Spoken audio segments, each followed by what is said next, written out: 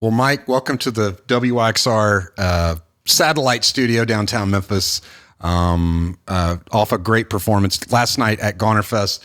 It was so fun. It was so awesome. Thank you, man. My wife was with me, and she left me, and she pushed herself to the front, and so I just let her have her moment up with you, close to the stage. What is being in Memphis and Goner, and what does Memphis mean to you? Oh man, it's hard to put into words, but I can say that I'm just floored and humbled. I grew up in California. I moved to Australia, and I was lucky enough in Australia to have a very similar situation to Goner, where you have a small label, independently run, that also has a shop that smart enough that can kind of keep a small community together and really become a cultural institution. And so then to have Zach and Eric from Goner get involved, this is very much the same thing, a linchpin of a community, a killer shop. And then on top of that, you start digging into the history of this place, and it's just mind-blowing. I have two passports, an American and an Australian one, and there's this part of me that's like this incredible connection with American historical, the music history of this country, which is incredible, but also this weird thing as an Australian where it's like a trip to be a tourist in America, and this city is so rich culturally that it blows my mind. And what's that dichotomy like for you? I mean, you're kind of like a citizen of both places. Yeah. And how does that affect your music? How does that affect your songwriting? Again, I just kind of feel fortunate. Like I grew up in the States, and so I think the first 18 years of my life were this very American thing, and some of that stuff is nice to look back on as an adult and be able to pick and choose. But I think that that American spirit of let's do it. That's a real distinctly American thing that I feel really proud of. But then there's the ability as an adult to look back on a culture and go that I can change, or that I can, see the culture for what it is, for all its goods and bads, and temper some of those things. There's the kind of, after 20 years old is the Australian part of me, which has kind of mellowed me out a little bit, but still with that impetus to just get things done. And especially with music, just be out doing it as much as I can. Yeah. So. Yeah. Well, this new record's incredible. And I love all the records before. Your songwriting process, it feels like songs are exploding at times and they're imploding at times. What is that process like for you? Are you chipping away? Is it deliberate? Is it just kind of feel? It doesn't really have a specific, this is how it is every time, but I have a kind of a practice that I do that just helps keep my head together. Get up, have a cup of tea, play an hour piano, play an hour guitar, do some singing, do whatever admin I need to do, and then I teach music. So I teach at night. But just being in front of a piano, in front of a guitar, in front of a synth or a drum machine, and just playing, it's so nice to get to the stage in my life where I don't feel like I need to practice some technique or whatever. You just get in front of the instrument and play. And, most people that would play music would know 99% of the time. Yeah. It's well, this is worthless. But right. It's for my head, it makes me feel good. And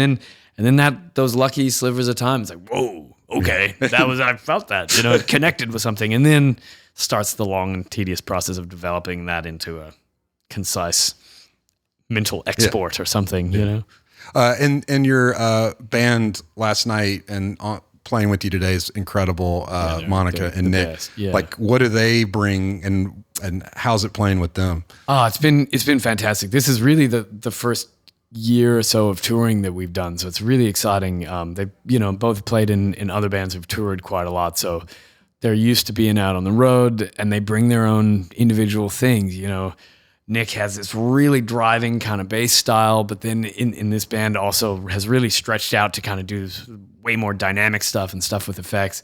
And Monica's just got that killer sense of propulsion with it's not quite a light touch. She hits the snare hard, but the cymbals are light, so it feels kind of springy, Yes. And so it's cool to see the identity of a band start to come together, And when I listen back both live and there's a lightness or a springiness or something. There's a lot of Monica's feel, I think, that brings that. So yeah, she's great. And then the songs today, so Poison Dart and I'm Gonna Need You. Yeah, that's right.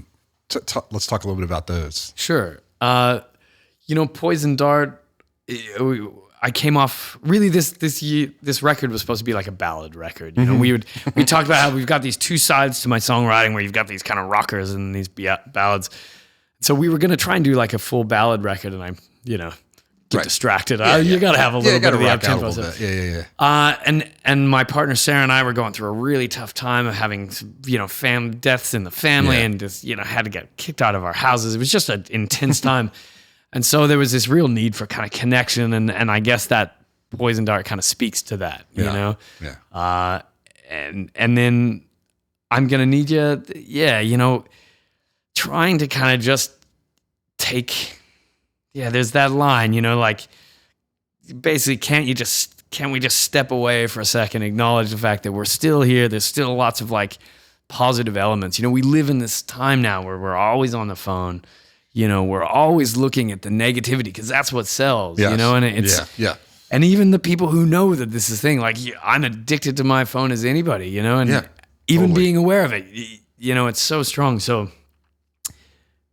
being able to live in that moment in a song on stage is a nice thing for me to go like, oh yeah, that's right. Yeah. We're good. Step away. We're going to need to keep our heads together to figure out a way to like get some change happening. Yeah. And touring is like that for you as well. Like kind of if you just look at the news, it's hard to, you miss all the other incredible stuff that's happening. This is it. Yeah. I mean, it's just heartbreaking what's happening. And in America and really globally, it's not just, it's easy to point fingers, but I mean, once certain precedents are set politically, it happens everywhere. It emboldens some of these gross things. They learn from each other in a very this is it. So, way.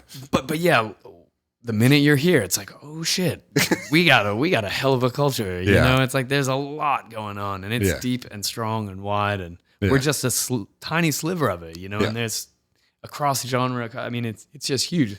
This festival, you go to Memphis today and there's this killer soul band playing in the park for free. Yeah, we're here down on Court Square in Memphis and packed. There's nowhere to park. So just incredible. Yeah, it's incredible.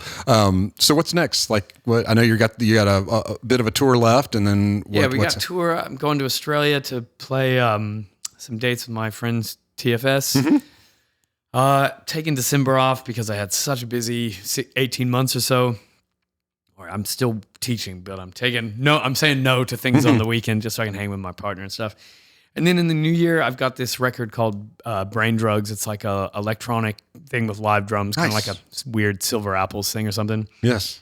And then I was talking to you about Greg Cartwright and I have kind of started this collaborative project where we're like trying to write songs together, which neither one of us have really done, but there's a cool, I mean, for me, I'm just a huge Greg fan, I mean, there's a cool, feels like there's a mutual admiration and, excuse me.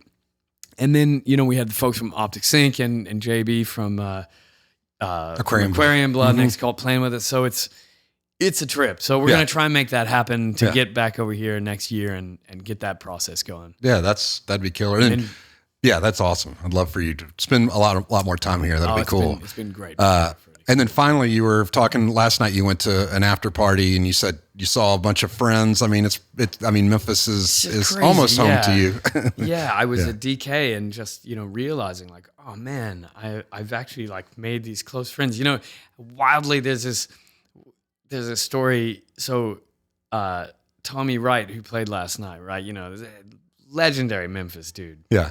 He and his partner had this disagreement, and to make it up to her, he had written to me and was asking if I could play for her birthday as a private thing. I was like, whoa, man, that's killer. Only thing is, I don't know if you know, but I live in Australia, And so he was like, oh, okay. No, it's all good, Man. But apparently after that, he was like impressed that I was so up for it or whatever. And so this last couple of months, he's been talking to his partner going, man, we got to hang out with Michael Beach, And so, it's just such a trip for me because I'm such a big hip hop fan, you know?